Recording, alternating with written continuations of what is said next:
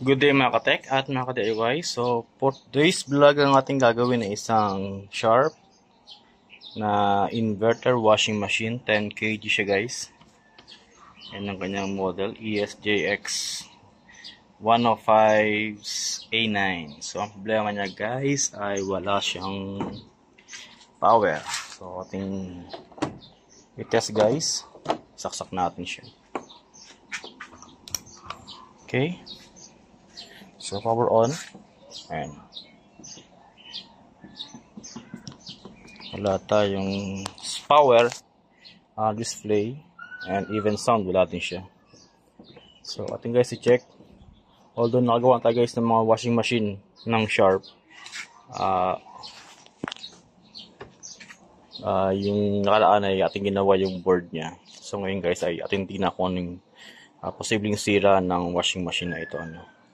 So, inverter type na Sharp washing machine. Problema ay no power.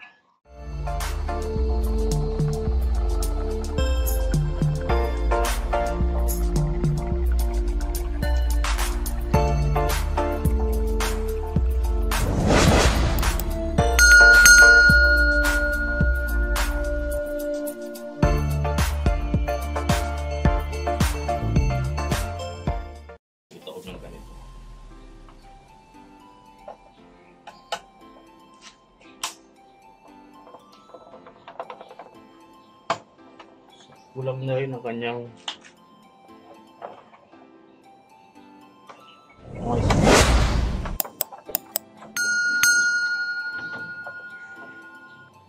Bawas na rin ang kanyang screw guys.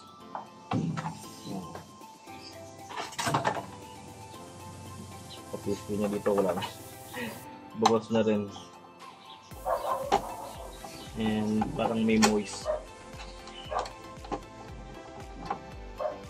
dito sa kanyang pinaka sa ito parang basa o parang may moist.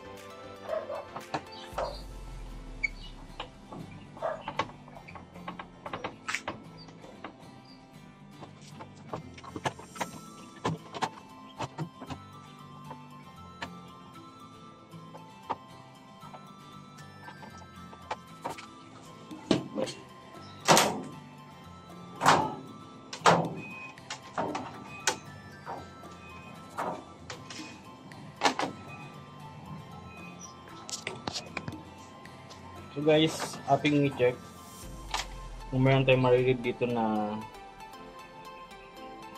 ating i-check muna yung pinaka resistance. Yan.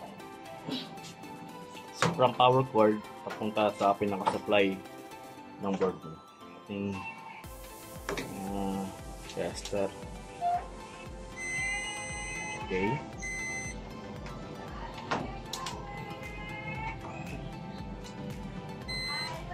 So, yung guys pakinggan na. So, mula dito. Okay. Good siya. Kabilang side. Okay din. So, good din siya. So, ngayon guys, ating check kung mayroon 220 volts tayo makukuha dito.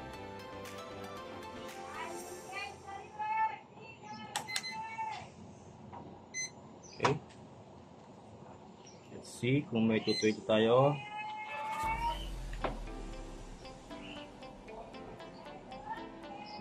AC, okay, AC. Ayun no. Meron tayong 232 volts na reading. Okay. Nakasaksak na siya guys sa 220. Ayan. So 232 volts. Okay, tanggalin natin. Ngayon nating check. So clear na, meron tayong 220 volts dito sa ating pumasok sa kanyang board. Pero ang tanong, bakit wala siyang power support niya? Okay, mas ulit. Wala talaga. Okay, so let's find out kung ano yung possible na sila dito. Akin mo nang guys aalis sa itong pinaka cable dito sa inverter board.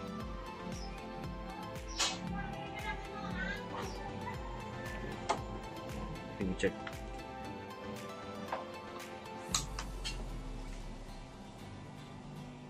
Okay, wala talaga. Ating guys i-repair itong board na to. Hopefully ay ma-repair natin para magamit niya. Okay, so we confirm guys na ang problema to ay yung kanyang pinaka-board. Yes guys. So far wala tayong nakikita may mga sign na susunog. Aside sa medyo moist yung kanyang backplate. Wala tayong nakikita may na defect na. So yun guys, so unlike ng mga nagawa natin before, may natin nakita mga burn dito. So far parang it seems na wala tayong nakita may mga burn part dito na dito sa kanyang pinaka main supply. Pero isa sa nakita ko dito, ayan, itong capacitor na ito. Yan siya guys. Posible kaya na ito ang sira. Ayun o. So parang yung kanyang parang pinaka housing niya. So yung guys.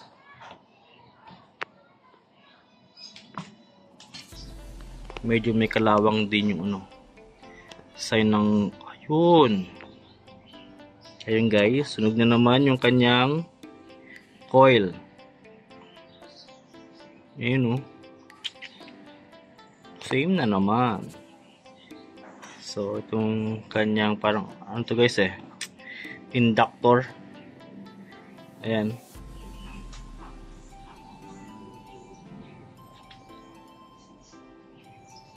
So yun guys. Okay, how about the resistor? Yung resistor guys, kung makita nyo guys, meron siyang crack. Isa. Okay.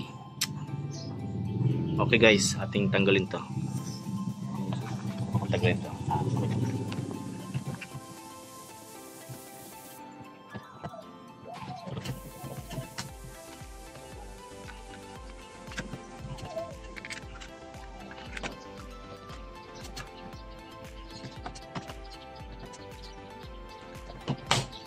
Okay. Guys. At kasi troubleshoot ngayon itong board na ito.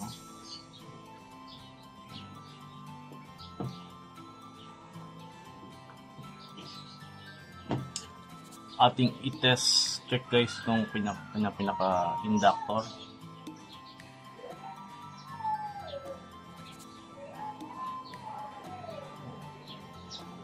So kanyang inductor at i-test sa kanyang capacitor.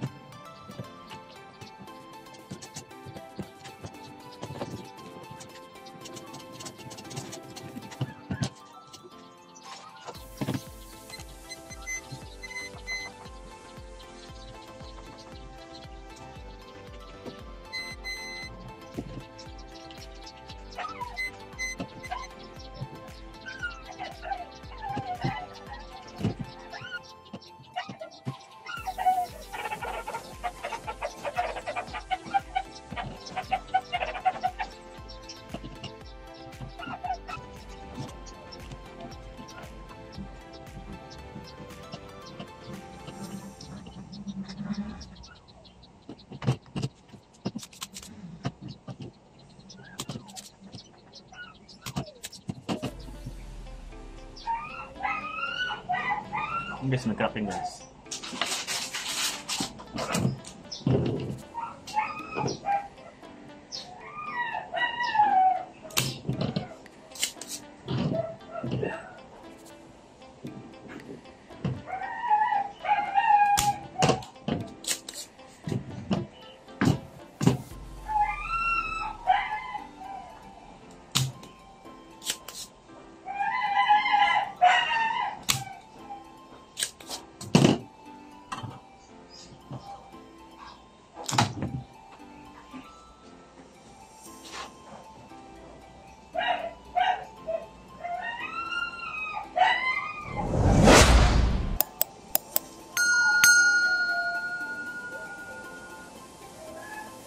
So ito guys yung ating papalitan, isang capacitor ng kanyang value ay 500 volts 10 microfarad. Then isang inductor. Ayan. So ito guys wala siyang nalagay na value pero I think 220 220 siya no. Wala siyang model o part number na nakalagay. Pero ito guys ay inductor for power supply. Search nyo lang guys. Ayan. So EMI filter. Ayan siya guys.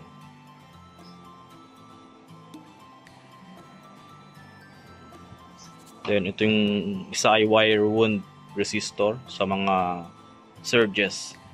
Biglang pagtaas ng voltahe. Ito yung kanyang guys, parang protection. Ayun guys ayun yung crack nya, sabi ko sa inyo. Tapos nung tinanggal, ayun lumabas na yung pinakaloob niya. So isang wire wound resistor na 1K. So ito guys yung ating papalitan sa parang 1K. Check ulit. Check. Red, black. So ito guys yung ating papalit. So galing ito guys sa mga board ng washing machine. Ayan. So 500 volts 10 microfarad. 20 ohms na wire wound resistor. Saka isang ating inductor. So makakabili mo guys sa Lazada kung may makita kang ganito guys, inductor at wire wound resistor 20 ohms, and then ito yung guys yung capacitor niya. So buti lang may mga spare ako dito ng mga board na ang problema ay pinaka main IC at good naman yung kanyang mga part na ito, kaya ito lang yung aking guys kinuha pamalit para at least makabit natin kaagad sa pinaka board niya. Guys, ating ikakabit ito. Kaya natin check kung magawa ko natin ito.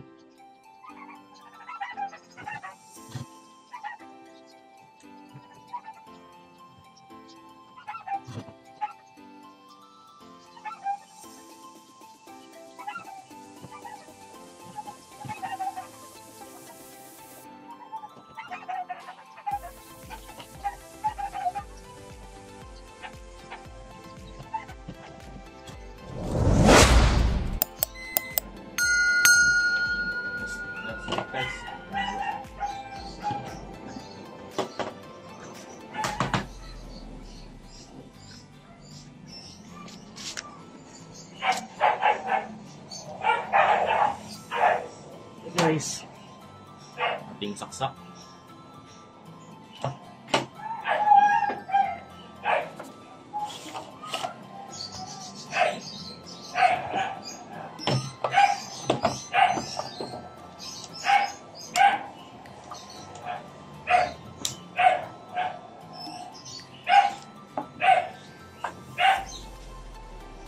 Open natin.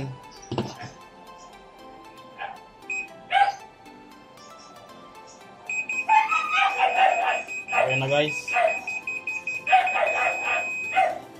power na siya, meron siyang sound, so ating kakabit, i-test kung talagang okay na yung kanyang pinaka mismong function, kung siya mag-i-spin.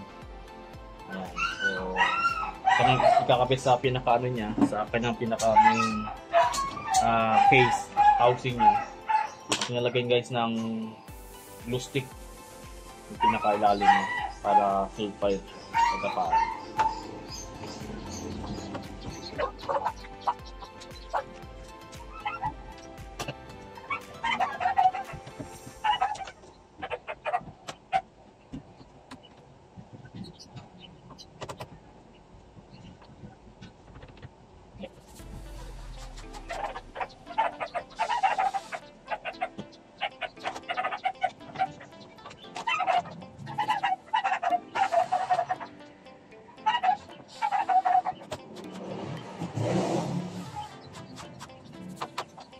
Guys, ating i-test kung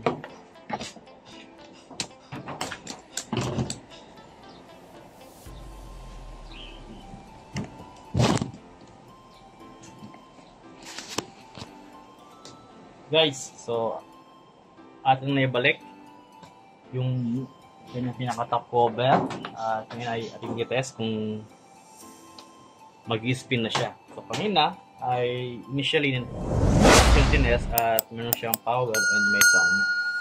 At ngayon naman ating i-test kung mag-spin na. So, aking siyang i-set guys sa spin, then mamaya set naman tayo sa pinaka water inlet.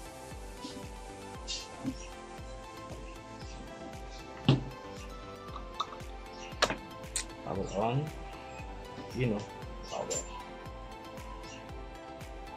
Natin ang spin. Hopefully mag-spin. Okay, start. Okay, activate yung drain motor niya. Nag-drain dito. Meron siyang konting tubig. So, okay na yung kanyang drain. Nag-drain na siya. So, wait nating mag-spin.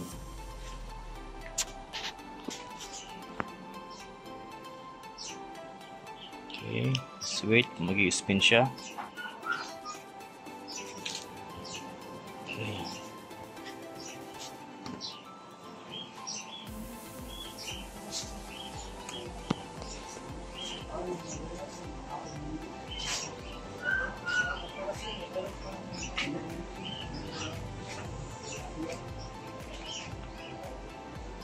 Ay, nag-spin guys. Napakatahimik. Ayun o. Tahimik niya. Okay guys, okay na naman yung ating ginawa. Yan. So isang sharp inverter washing machine na problema no power. So nagpalit tayo ng capacitor, inductor, saka ng wire wood resistor. Nag-okay na yung ating ginawa. Ayun guys, nag-spin siya. So talagang tahimik guys ang inverter. Napakatahimik niya. Ang maingila yung aso ng kapitbahay namin. Ayun o. Nice. Walang ka ano guys oh. Walang ka vibrate. Ayun o.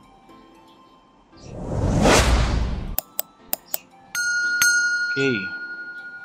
So next guys, ating i-test kung mag-pipilik siyang tubig ng yan.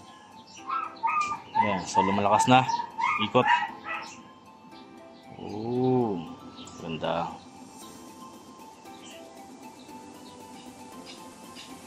Okay guys, so proven, okay na yung ating motor ng washing machine. Tahimik. Okay.